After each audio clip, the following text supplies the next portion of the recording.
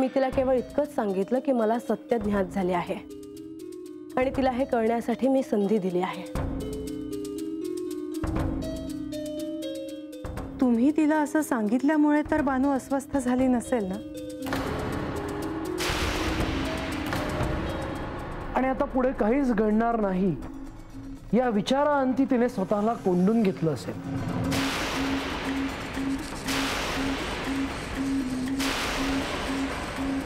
स्वाभाविक आहे,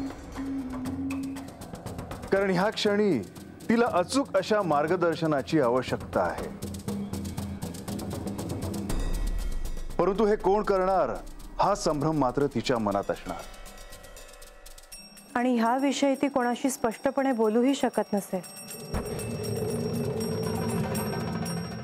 देवी, आपला प्रयत्न हा बानूच्या हितासाठीच आहे हे लक्षात येते.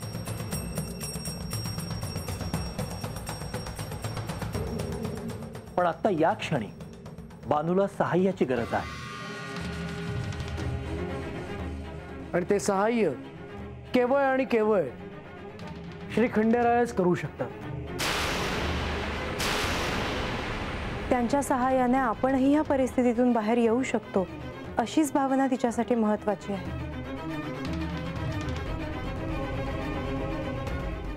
हे मला देखील पटत आहे, परंतु मी म्हाळसेच्या वचनात अडकलो आहे आणि मी दिलेले वचन मोडणार नाही.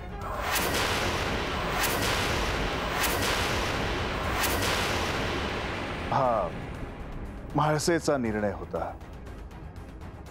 त्यामुळे जोवर म्हाळसा मला ह्या वचनातून मुक्त करत नाही तोपर्यंत मी बानूशी बोलणं अथवा तिला भेटणं हे शक्य नाही. देवा, आपण असे करू नये. आपण किमान बानूचा विचार करावा. इंद्रदेव, मला देखील बानूची चिंता आहे, परंतु मी वचन मोडून हे करणं शक्य नाही. विधीने जे लिहून ठेवलं आहे त्यासाठी आपल्याला प्रतीक्षा ही करावीच लागेल. परंतु ह्यात बानूचं काय?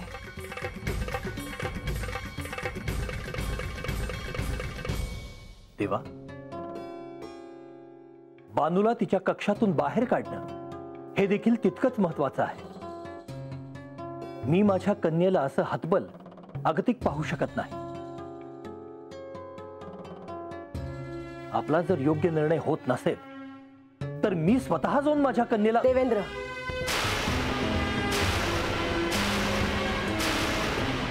एक गोष्ट ध्यानात ठेवा. तुम्ही ज्या बानूविषयी बोलत आहात ती जरी तुमची मुलगी असली तरी गत जन्मात ती माझी प्रिय सखी होती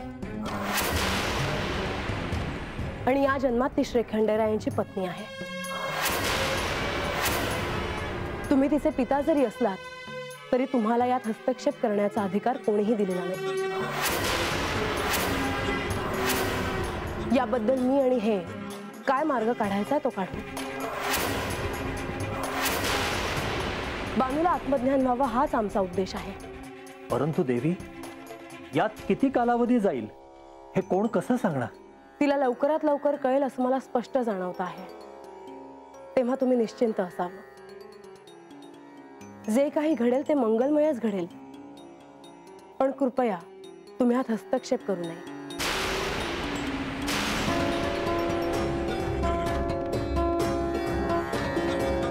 यावर मी अधिक काय बोलणार? देवी, मी केवळ आपल्याला अशी विनंती करू शकतो की बानूला यातून बाहेर काढण्याचा मार्ग म्हणून आपण श्री खंडेरायांना वचनातून मुक्त करावे.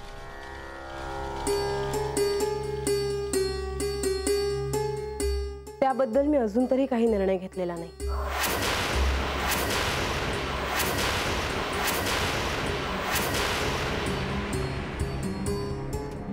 मला जे जाणून घ्यायचं होतं ते मला कळलं. माझ्या कन्येची चिंता मला अस्वस्थ करत होती, म्हणूनच मी इथं आलो. आता आपण मला आज्ञा द्यावी.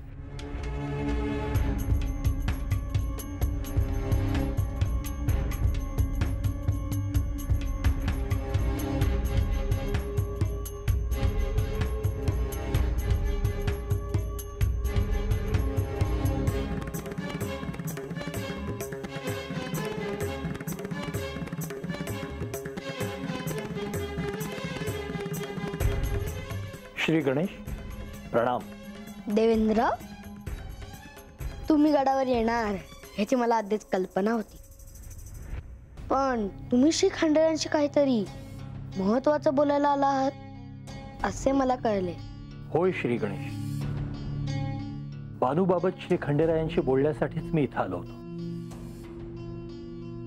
श्री खंडेरायांनी आपला निर्णय बदलावा आणि बानूशी बोलावं असं मला वाटत होतं.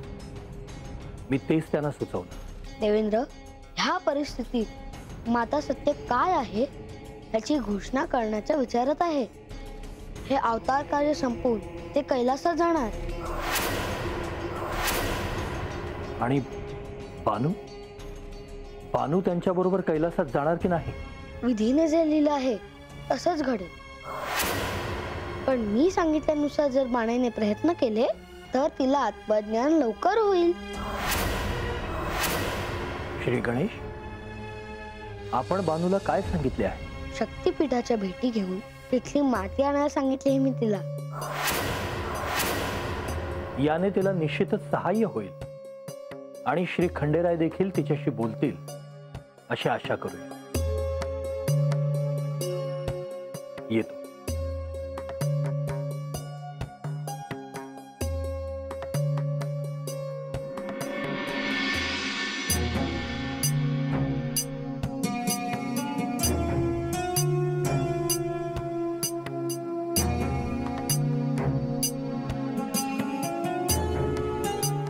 शची,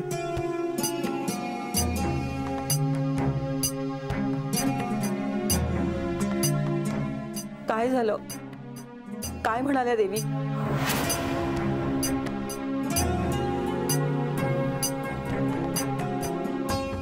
श्री खंडेराय भेटले का? श्री म्हाळसा देवींनी बानू समोर सत्याची घोषणा केली आहे.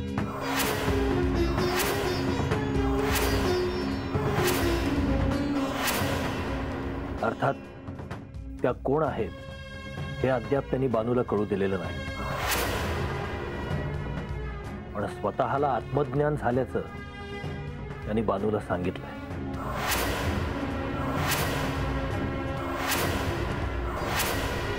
म्हणूनच खचून गेलीये माझी बानू. तिचं तरी काय चुकलं? ज्या सगळ्यासाठी हा प्रपंच केला होता तेच साध्य झालेलं नाहीये अजून. म्हणजे आता देवी खंडोबासनी घेऊन कैलासात जाणार का काय? त्याबाबत आत्ताच काही सांगता येणार नाही. अहो, पण या सगळ्यावर देव काय म्हणाले? श्री खंडेरायांनी बानूला भेटण्याचं वचन दिलं आहे. देव बानूला कधी भेटणार आहे ती? ज्या अर्थी स्वतः श्री खंडेरायांनी तसे वचन दिले आहे त्या अर्थी श्री खंडेराय भेटणार यात कोणतीही शंका नाही. आणि मी तसे बोललो आहे त्यांच्याशी. तुम्ही आलासा बोलून एवढं तरी झालं. माझ्या जीवात जीव आला बघा. बर, आता मोर पुढे काय होईल याची चिंता कोणीच करू नका, कारण ते आता आपल्या हातात नाही.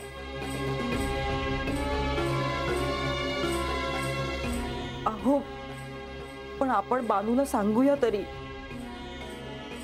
वय वय, म्हणजे तुम्ही सांगितलं तर ती ऐकल जी.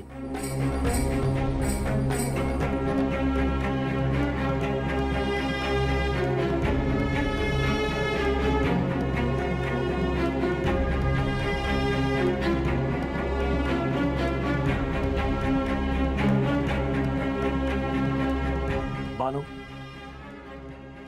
मी तुला आश्वस्त करतो की श्री खंडेराय इथे येतील आणि तुझी भेटही घेतील. त्या भेटीनंतर भविष्यात काय करायचं हेही ते तुला सांगतील. पण एक विश्वास ठेव बानू, श्री खंडेराय आता जे करतील ते निश्चितच शुभ असेल, कारण आता निर्णायक वेळ येते.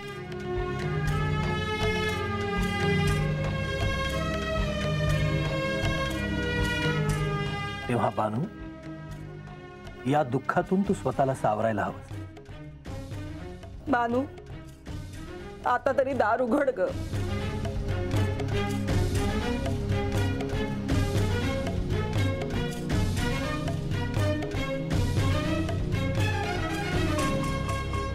आपण प्रस्थान करूया. तुम्ही चिंता करू नका. शुभम भवतु.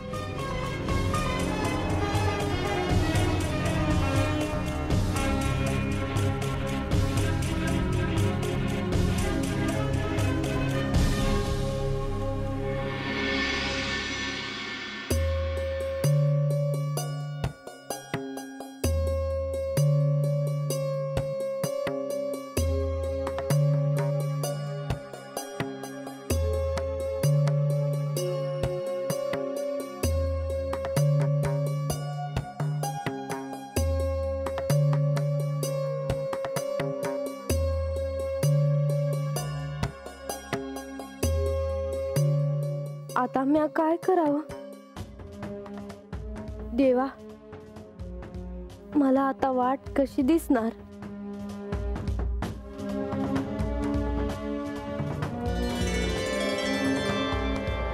बानू,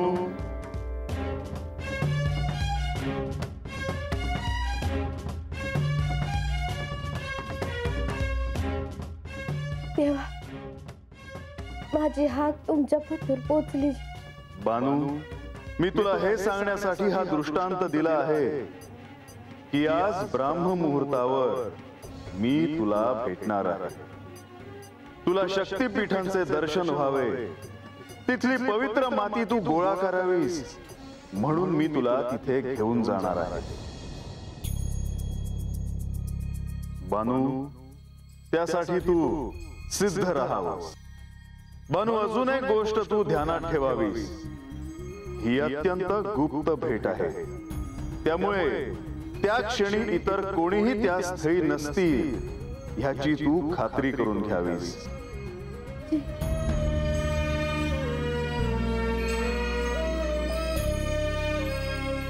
शुभम भवतु.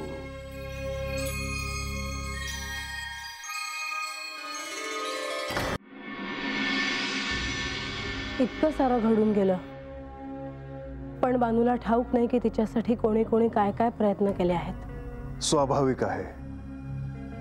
ब्राह्म मुहूर्तावर मी तिला सदैव शक्तिपीठांचे दर्शन घडवणार आहे, आणि हा देखील एक प्रयत्न असेल. पण आता जो अवधी उरला आहे त्यात जर बानूला सत्य कळले नाही तर प्रस्थानाचा निर्णय आपल्याला मागे घेता येणार नाही. मी तिला तसे शुभ संकेत दिले आहे. तिच्यासाठी जे कल्याणकारी असेल तेच घडेल. परमनियतीच्या मनात जर तिला कैलास प्राप्त व्हावं असं लिहिलं असेल तर तसं घडल्या वाचून राहणार नाही. ज्या अर्थी इतके प्रयत्न करून काही घडलं नाही त्या अर्थी निर्णायक वेळ आहे. बानूला आत्मज्ञान होऊन ती आपल्या सोबत जर शिवलोकी आली तर सर्वाधिक आनंद मला होईल.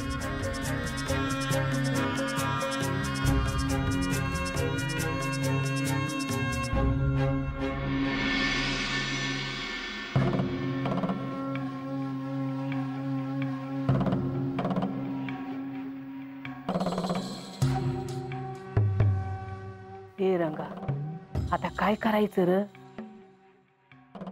अगं आया, आता म्या तरी काय सांगू ग? मला तर काय सुधरणा झाले. आजा, अरे आजा, अरे बाबा, असा नुसता हातावर हात धरून बसू न ग. मग आता म्या काय करावं तूच सांग शेवंती. अजून बी माझ्या डोळ्यामोर इंद्रदेव काय म्हणलं ते जाता जात नाही बघ. म्हाळसा देवीसनी खरं काय हाय ते समद ध्यानात आलं हाय. म्हणूनच आता जे काय करायला हवं ह्याचा विचार करायला हवा का नाही? मैं एक विचारू का? नाही म्हणजे मी परत बाणूताईसनी बोलवाय जाते. अगं गंगे, इंद्रदेव येऊन गेलं तरी बी ती बाहेर नाही आली. हा, विचार कर की वाईच. आजा, जे काय करायचं आहे ते आपल्यालाच करायचं आहे, हे ध्यानात ठेव. रे आजा, मी काय म्हणतो, तू म्हाळसा देवीसनी जाऊन भेट. भैरव बाबा, म्हाळसा देवीसनी समद कळालं आहे. आता त्याच देवासंग कैलासामध्ये जाती. बानून काय करावं?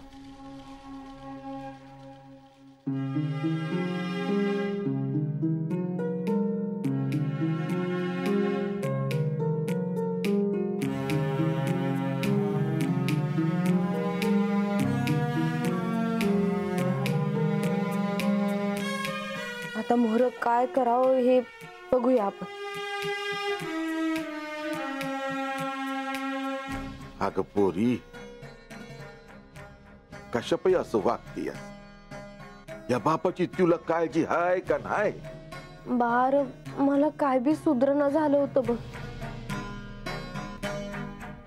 मी आता तर गडावर गेले आणि माळसाताई मला म्हणल्या कथ्यासनी समद ठाव झाला. मला तर वाटत होतं का समद संपलं. आता मी काय करणार? देवांसंग कैलासमंदी कशी जाणार? मला तर मोर वाट बी दिसत नव्हती बघ. काय सैरबैर झाले होते. म्या गडावरनं निघाले आणि तडक हात येऊन तेव्हा मोर झोकून दिलं स्वतःला. आमसनी समद ठाव झालं आहे. इंद्रदेव हात आले होते, मग देवासनी जाऊन भेटून आलं. मग हात येऊन त्यांनीच आम्हाला सांगितलं का म्हाळसा देवीसनी खरं काय आहे ते समद ठाव झालं आहे. हे ऐकल्यावर आमच्या पायाखालची जमीनच सरकली. म्हणजे तू हातच राहणार वय बानू? म्हणजे देवांसंग म्हाळसा देवी जाणार कैलासात, जो अवतार संपून?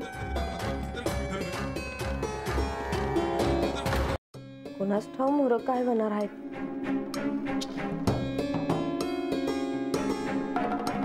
पर देवांनी मला दृष्टांत दिला आहे बघा. देवानी तुला दृष्टांत दिला? ओय, आज ब्राह्म मुहूर्तावर ते मला भेटा येणार आहेत.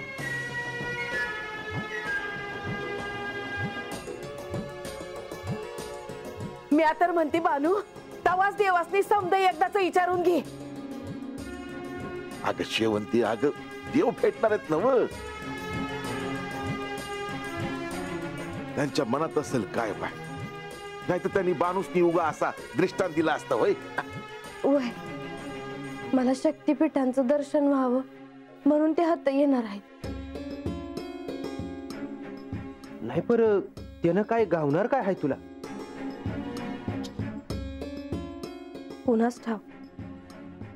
पर ते गणेश म्हणले होते का तत जाऊन तत असणारी माती घेऊन ये, त्यातनच तुला काय बाय ठाव होईल. अगं पर मग हे असो. ए बा, तू नग काळजी करू. वय वय, समजा चांगलं होईल. बार देव म्हणला आहेत तर ते जेव्हा हात येत्याल तेव्हा हात कोणी बी नसल असं बघ.